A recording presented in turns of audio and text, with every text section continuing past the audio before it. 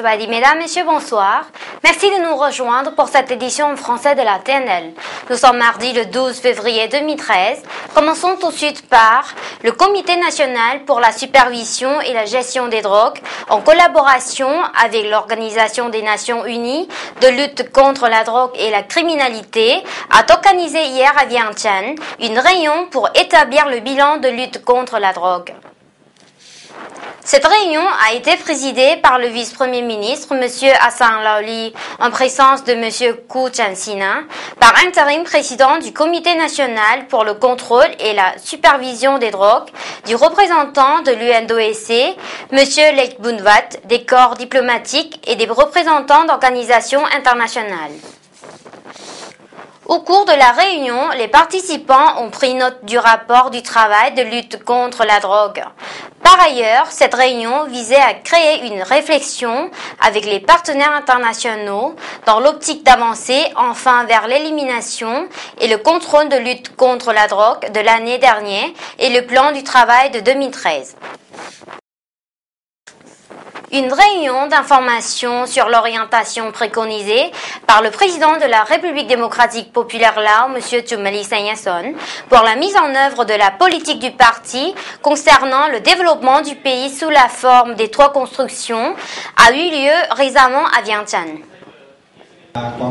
Elle s'est déroulée en présence du prof Dr M.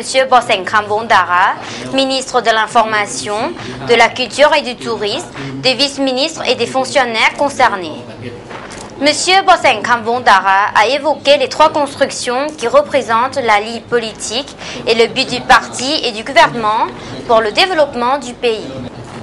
C'est un plan stratégique de longue date du parti dans la réalisation du développement du pays de façon durable, pour son enrichissement et son développement démocratique qui sont le but du parti dans sa voie pour le développement du pays vers le socialisme.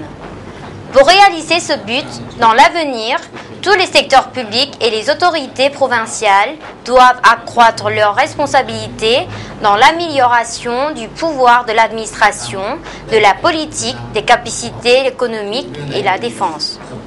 La politique des 3 constructions est également une politique de la nouvelle première du gouvernement pour soutenir le développement dans la période de renouveau pour la réduction du pourcentage de la pauvreté de la population atteint seul de moins de 10% afin d'atteindre l'objectif du millénaire du développement en 2015 et de sortir le pays de la liste des pays des moins avancés en 2020.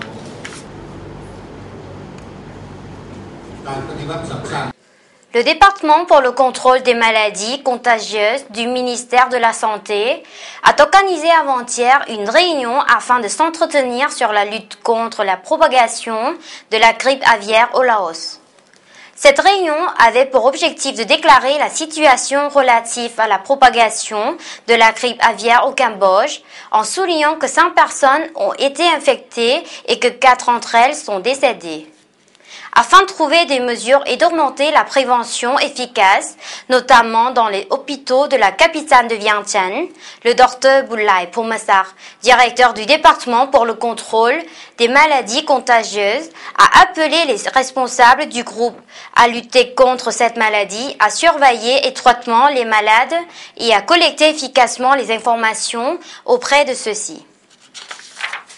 Sud de la nationalité nationale en bref et en images.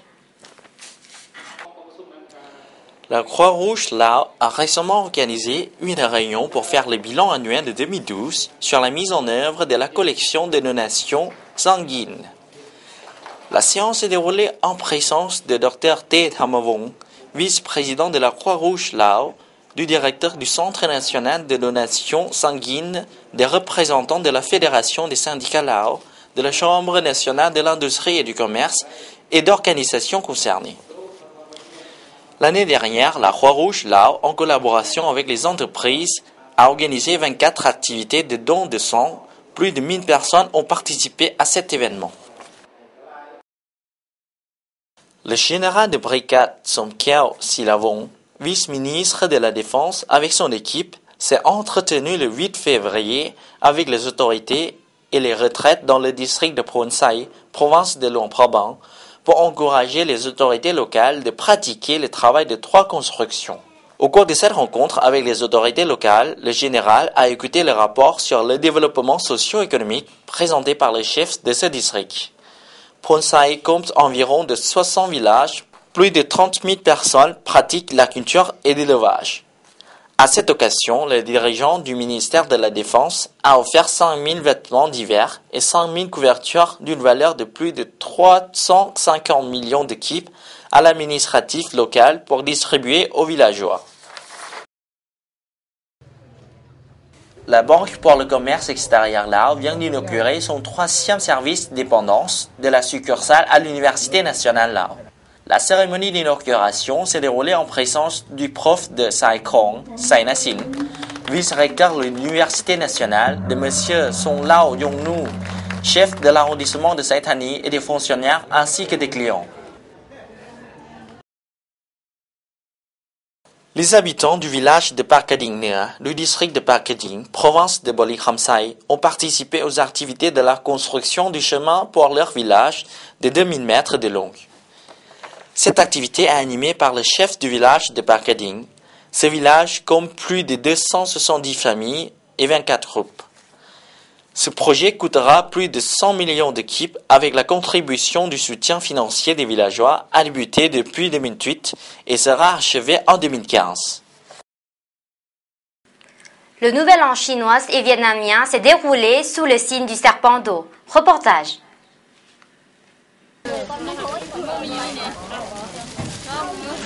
Le Nouvel An chinois ou Nouvel An vietnamien est la fête la plus importante du Vietnam, c'est aussi le Nouvel An chinois. Ce jour marque la fin d'année lunaire et le début d'une nouvelle année. Cette année, les Chinois et les Vietnamiens du monde entier, tout comme la communauté chinoise et vietnamienne du Laos, ont fêté leur Nouvel An le 10 février et c'est sous le signe du serpent d'eau que l'année a commencé. C'est pour les Chinois et Vietnamiens de l'étranger l'occasion de retourner dans leur pays natal et de se réunir en famille, ce qui suscite une intense période de migration. C'est également l'occasion pour les commerçants de doubler leur chiffre d'affaires en gonflant leurs prix, notamment pour les produits de consommation utilisés pour la cérémonie, comme le poulet, le riz. Et aussi nombreux sont ceux qui s'inquiètent de ce qu'ils vont bien pouvoir mettre sur la table le soir de Nouvel An. Pendant la fête, les gens affluent au magasin et nos stocks diminuent à vue d'œil. Généralement, nos ventes rapportent 300 000 à 500 000 kip par jour. Mais pendant la période de Nouvel An, nous arriverons à doubler, voire triple nos revenus. Le Nouvel An chinois, appelé ici la fête du printemps, est la plus importante, la fête traditionnelle chinoise. Il y avait un monstre appelé Nian qui attaquait du Vietnam chinois à chaque printemps. Il mangeait tout sur son chemin, les gens, les animaux, les plantes. Un printemps, les villageois accrocheront un papier rouge à leur porte et jettent leur babou dans un feu à la rive du monstre. Il a été tellement surpris par les couleurs de vif et le crépitement du babou en feu qu'il prit fuit et ne revient plus. Aujourd'hui, le mot Nia est le mot chinois pour l'année. On célèbre le Tết du Vietnam entre le 1er et le 7e jour de l'année lunaire, soit grosso modo entre la dernière semaine de janvier et la 3e de février, ni avant ni après cette période. Les esprits des ancêtres reviennent sur Terre ce temps d'une journée. Au Vietnam et partout où réside sa diaspora, on fête l'événement à grand renfort de fleurs, de pétards, de feux d'artifice, et le Tết marque également l'arrivée du printemps, d'où son nom vietnamien qui signifie fête de la première aurore. Voici maintenant les tableaux de taux de change préparés par Noussac.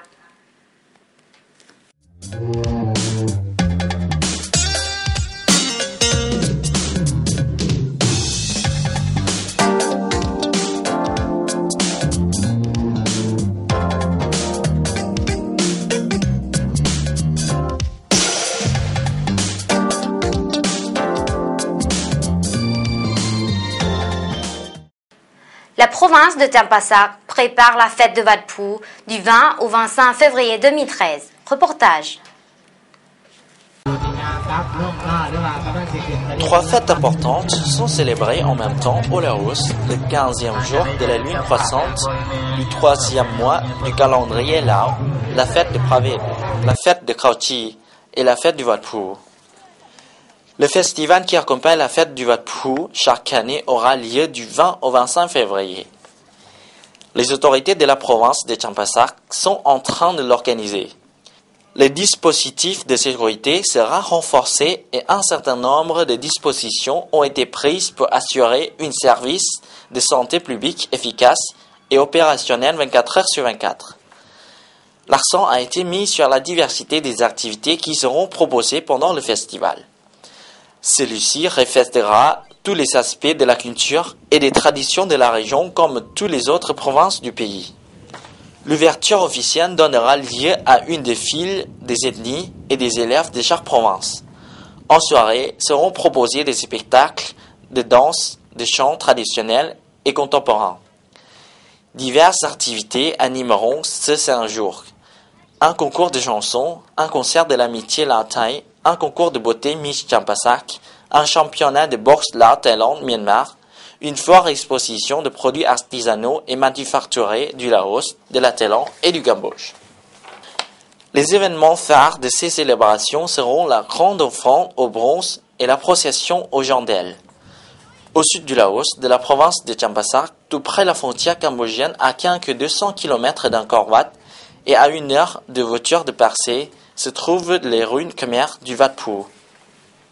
Les constructions sur ce site auraient commencé environ 500 ans après Jésus-Christ et se sont prolongées jusqu'au XVe siècle, témoignant du passage de diverses populations qui se sont succédées dans la région du Xe au XIVe siècle.